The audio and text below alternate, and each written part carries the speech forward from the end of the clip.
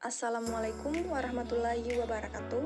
Kami dari kelompok 5 Teori Biokimia, kelas TIFA C 2019, Sekolah Tinggi Ilmu Farmasi Makassar, akan membawakan materi metabolisme protein.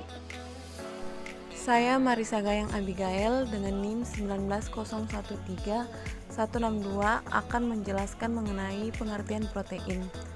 Baik, protein adalah senyawa polipeptida di mana setiap senyawa polipeptida tersusun atas peptida-peptida. Nah, peptida ini adalah unit penyusun dari protein. Tetapi ternyata peptida-peptida tersebut juga disusun oleh senyawa-senyawa asam amino, sehingga dapat disimpulkan bahwa asam amino merupakan senyawa terkecil penyusun protein. Bila ditinjau dari unsur-unsur yang menyusun suatu protein, maka sama halnya seperti senyawa-senyawa organik lainnya. Protein juga disusun oleh senyawa unsur karbon, hidrogen, oksigen, dan nitrogen. Dan apabila ditinjau dari rumus strukturnya, maka protein itu adalah sebuah senyawa organik di mana gugus karboksil pada ujung terminal alfanya diganti dengan gugus amina. Baik, saya Nurmiranti, NIM 19013-159. Selanjutnya, struktur asam amino. Secara umum, struktur asam amino adalah suatu atom karbon C yang mengikat 4 gugus. Gugus amina NH2, gugus karboksil COOH, atom hidrogen H, dan satu gugus sisa E residu. Saat berada dalam air, molekul asam amino berubah menjadi ion yang disebut dengan Zwitter ion. Zwitter ion sendiri merupakan larutan penyangga yang baik. Apabila terdapat ion hidrogen berlebihan atau larutan bersifat asam, Zwitter ion akan menangkapnya atau berperan sebagai basa. Sebaliknya, apabila larutan bersifat basa, Zwitter ion akan melepas ion hidrogen ke dalam larutan. Akibatnya, pH tidak mudah berubah. Zat dengan karakteristik ini dikenal sebagai zat amfoter. Nah, pada asam amino sendiri, gugus karboksil memberikan sifat asam dan gugus amina memberikan sifat basa. Dalam bentuk larutan, asam amino bersifat amfoter, cenderung menjadi asam pada larutan basa dan menjadi basa pada larutan asam. Perilaku inilah yang membuat asam amino mampu menjadi Zwitter ion. Pada keadaan Zwitter ion, gugus NH2 menjadi NH3+ dan COOH menjadi COO-. Perkenalkan, nama saya Iin Aulia Tahir, NIM 19013-155. Di sini saya akan melanjutkan tentang penjelasan asam amino, yaitu rantai samping bervariasi, yang dimana umumnya pada protein ditemukan 20 jenis rantai samping yang bervariasi dalam ukuran, bentuk muatan, kapasitas pengikat hidrogen, dan reaktivitas kimia. Susunan protein pada semua spesies mulai dari bakteri sampai manusia dibentuk dari 20 asam amino yang sama dan tidak pernah berubah selama evolusi. Keanekaragaman fungsi yang diperantarai oleh protein dimungkinkan oleh keragaman susunan yang dibuat dari 20 jenis asam amino ini sebagai unsur pembangun. Asam amino yang paling sederhana ialah glisin yang hanya mempunyai satu atom hidrogen sebagai rantai samping. Asam amino berikut adalah alamin dengan gugus metil sebagai rantai samping. Rantai samping hidrokarbon yang lebih besar 3 dan 4 karbon ditemukan pada valin, leusin, dan isoleusin. Rantai samping alifatik yang lebih besar ini bersifat hidrofobik, menolak air, dan cenderung membentuk kelompok. Adapun klasifikasi asam amino berdasarkan ciri struktur atom. Yang pertama, asam amino alifatik, yang dimana asam amino ini memiliki rantai samping alifatik di posisi R, sebuah kelompok alifatik, salah satu yang nonpolar dan hidrofobik dan tidak termasuk struktur cincin. Contohnya alanin, glisin, isoleusin, leusin, prolin, dan valin. Yang kedua, asam amino aromatik, yang dimana asam amino ini termasuk struktur cincin aromatik 6 karbon yang meliputi triptofan, tirosin, dan fenilalanin.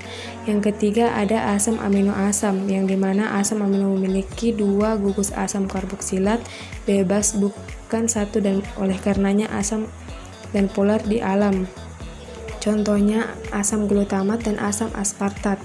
Yang keempat ada asam amino amida, yang dimana setiap asam amino memiliki bentuk amida yang sesuai. Oleh karena itu, dua asam amino amida adalah glutamin dan asparagin. Yang kelima ada asam amino basa, yang dimana asam amino memiliki dua gugus amina, bukan satu, sehingga muatan pokok bersih. Mereka termasuk histidin, lisin, dan arginin. Yang keenam ada asam amino hidroksil, yang dimana asam amino hidroksil termasuk serin dan trionin. Contohnya, asam amino tirosin aromatik juga mengandung gugus hidroksil bebas dan dapat dikategorikan dalam kelompok ini. Yang terakhir ada asam amino mengandung sulfur, yang dimana dua belerang yang mengandung asam amino metionin dan sistein. Baik, selanjutnya saya Serul Kartika Ilham, NIM 19013123.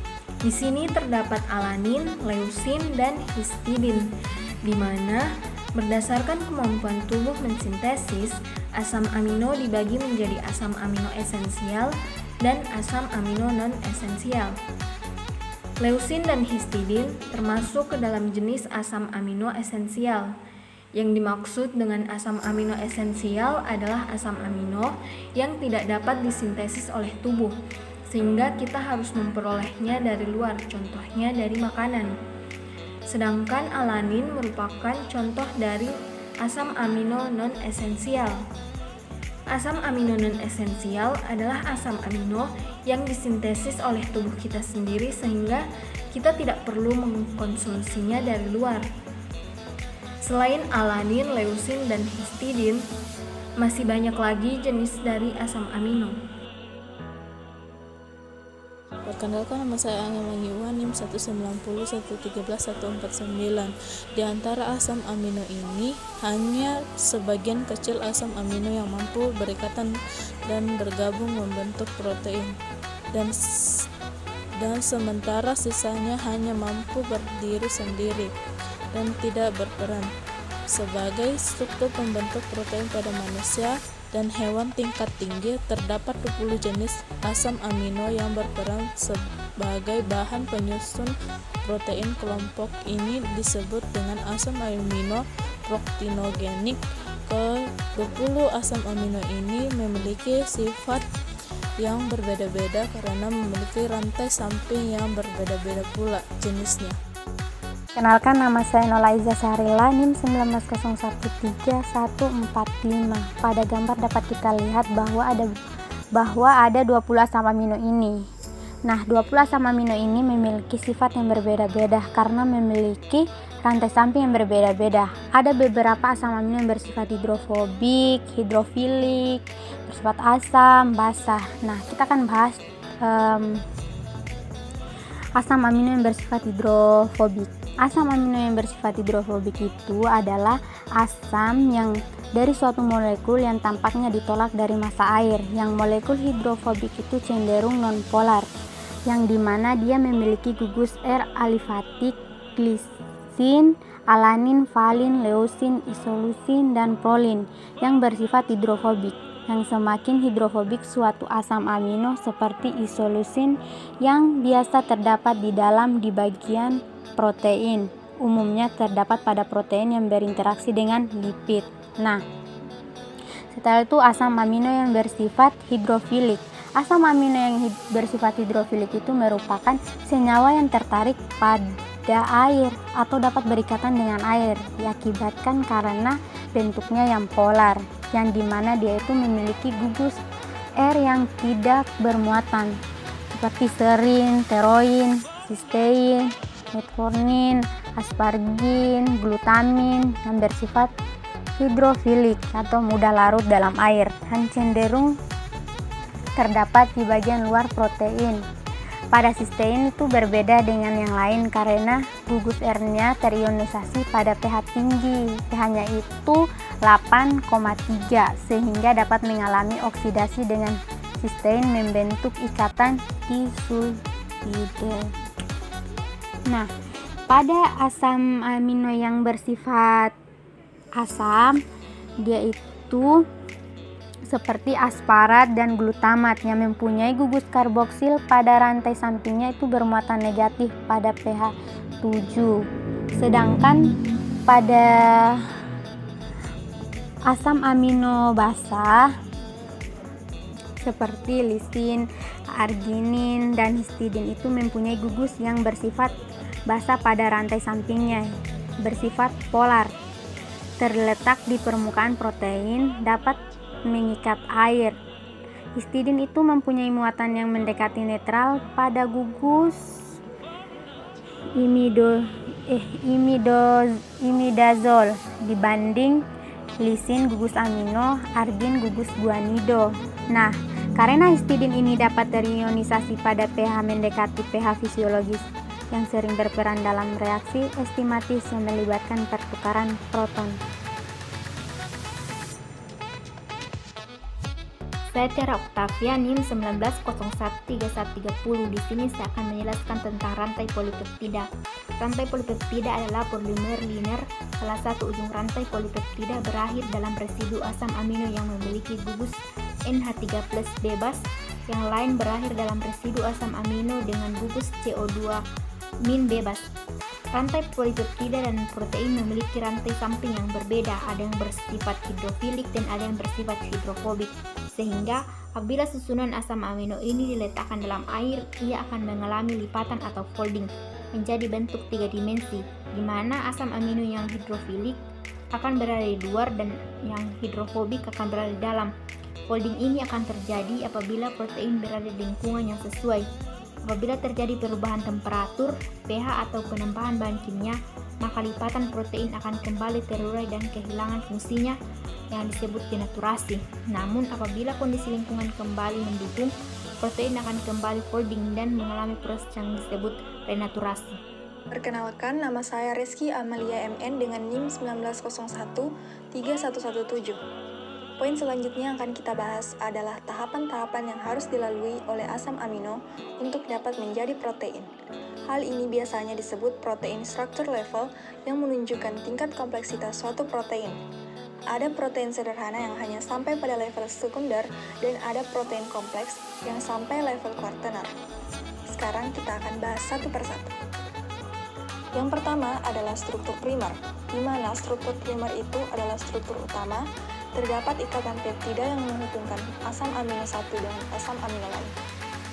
Apabila struktur primer ini membentuk suatu lipatan heliks, maka dia akan membentuk suatu struktur yang disebut dengan struktur sekunder. Sehingga dapat kita katakan bahwa struktur sekunder adalah polipeptida yang membentuk alpha helix atau beta sheet. Nah, apabila struktur sekunder melakukan pelipatan-pelipatan lagi, maka itu disebut dengan struktur tersier. Sehingga struktur tersier dapat kita definisikan sebagai suatu rantai polipeptida yang distabilkan oleh ikatan-ikatan lainnya dan membentuk struktur 3 dimensi.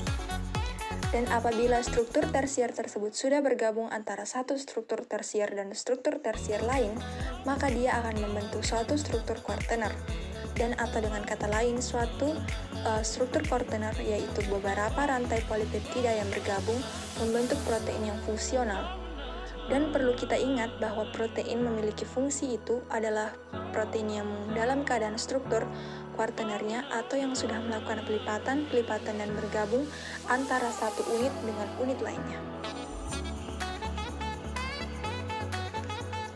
Perkenalkan, nama saya Ina Tripal Limbong, NIM 19013136. Protein tersusun dari beberapa asam amino.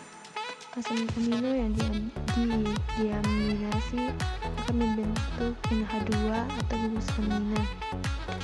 Asam amino tersusun dari kerangka karbon yang berasal dari gula sederhana atau glukosa.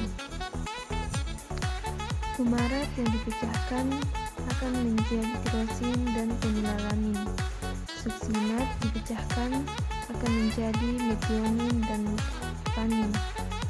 Alfa ketoglutarat dipecahkan menjadi glutamat dan menjadi arginin, prolin, histidin, dan glutamin yang akan membentuk asam amino.